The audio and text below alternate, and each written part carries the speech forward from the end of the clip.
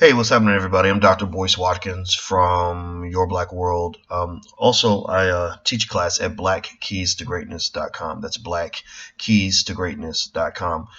The reason I wanted to mention that class is because this next thing I'm going to say actually ties into the theme of what we discuss in this class. One of the things about goal setting and time management is that a lot of people think that it's about ability, or they think it's about just hard work, or setting the right goal, or being consistent and being focused. All those things matter. There's no question about it.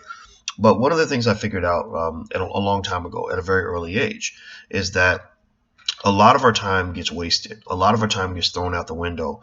And I've always believed that when you're wasting your time, you're wasting your life.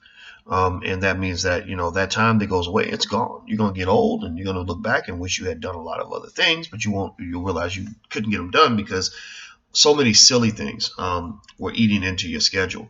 And the reason I brought this up is because I just saw an article that actually came from my baby brother, Boyce Watkins, but he's not a baby anymore. He's a grown man. It's an article at fastcompany.com, and it says 70% of your time at work is wasted. 70%. They said 70% of your time is wasted. And basically, my interpretation of this, based on my observations a long time ago, is I would do weird things. Like I would actually do the math and calculate, how many hours, of a person's life do they spend at work. So for example, I'd be like, okay, well, if you have a full-time job, you spend 8 hours at work, and maybe an hour getting to work and coming home from work and getting ready for work and recovering from work. So let's say 10 hours a day. 10 hours a day are dedicated to the corporate plantation. 10 times 5 is 50. 50 times 52 is about 2,500 approximately. So 25,000 hours a decade, or 100,000 hours over a 40-year work life, right? So that's 100,000 hours of time. Now, here's the thing. There's really nothing else that you're going to spend that much time on. Nothing. You're not going to spend that much time with your family. You're not going to spend that much time with your spouse. You're not going to spend that much time with your parents, or sleep, or except sleeping. Sleeping might come close, but sleeping probably you won't get that much sleep. You won't have that much sex. There's basically nothing you're going to do more than the time you'll spend serving your corporate master. That's kind of a daunting, kind of overwhelming concept, right? Kind of scary, that you spend that much of your life doing a job you don't even like, just so you can survive and get by. Now, what's even more interesting is that they were actually saying that in addition to that, when you're at work, 70% of that time is in the garbage too. So not only are you spending all your time at work doing something that you may not even really want to be doing, but 70% of that time at work isn't even getting anything done. A lot of your time is spent in meetings you don't want to be in, talking to people you don't want to talk to, getting caught in the hallway and all that. So one of the things I had done was when I went to Syracuse University, I went to that school. I went to teach at that school not because I thought it was the best school in the world. My dissertation advisor actually persuaded me not to teach at Syracuse. He said, you're smarter than that. You should be at a better school. And I didn't care. I mean, that stuff don't mean nothing to me. But I told him, I said, I like this place because there's nothing to do. My commute is 13 minutes a day. I only have to go to work twice a week. And the reason for that was I knew that over the course of several years, I would have thousands of hours of extra time to do work. Also, I'd always been very selective about who my friends were. You ain't gonna be my friend if you sit around yapping, or you wasting my time, or you got me involved in silly stuff. I was like that when I was 22, 23, 24. So I'm like that now. A bunch of other things. So what I would say, generally speaking, is that one of the things that helped me to do a lot of things, and this is for anybody, any person, period, young or old, who's trying to set a goal, is I found that it's easier to get a lot done if you give yourself just more time than everybody else. So, for example, when I got away from the corporate plantation and didn't have to give 100,000 hours of my life to a corporation, I instantly had a double, triple life. You understand? Because you're only when I say you spend 100,000 hours on the corporate plantation, well, I mean, you might get like 60,000 hours to do other stuff. So I said, rather than having 100,000 hours at work and 60,000 hours doing other stuff, Why don't I get 160,000 hours where I can spend that time doing things that matter to me? And I brought the work-life balance. I didn't really think of it as work over here and life over there. People do that when they hate their job and when they're only doing their job because they need the money. If you love what you do, then then you don't see a problem fusing the two. So for example, if you look at a woman who loves kids who runs an orphanage, she doesn't really think about running the orphanage as like something that she has to separate from her life, because that's a part of who she is. You understand? If you're a pastor, and you like pastoring people, you like Jesus or whatever it is you're into, you're not gonna look at like, well, I gave Jesus 40 hours this week, so I'm gonna go and focus on the devil for a while. Like you don't really do that. It's just what it is. You just do what you got to do. A parent doesn't have a time clock. A parent just spends the time they need with their child, and that's it. So what I would say to you is, really think about where you're spending your time and spending your life, because I see a lot of people who probably could do what I do. I mean, I've seen a lot of smart scholars who could do what I do, but a lot of them, unfortunately, don't really hustle. Scholars were kind of soft. We're kind of like used to getting a little paycheck for doing work that don't even really matter. And they're maybe scared of the real world, maybe scared to go start their own business, and most importantly, they waste their time on stuff that doesn't matter.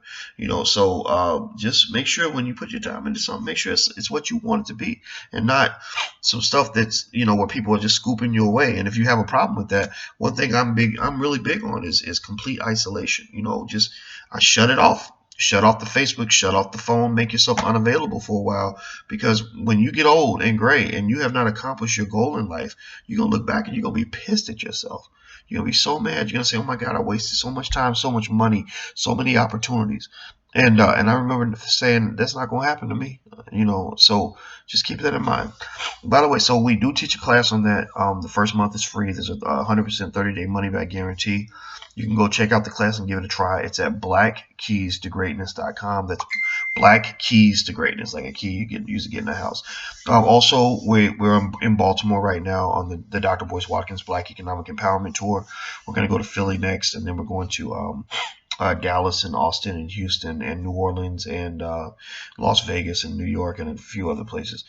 So you can find out more about that at thedrboycewatkinstour.com. That's thedrboycewatkinstour.com. So you may see some tour highlights.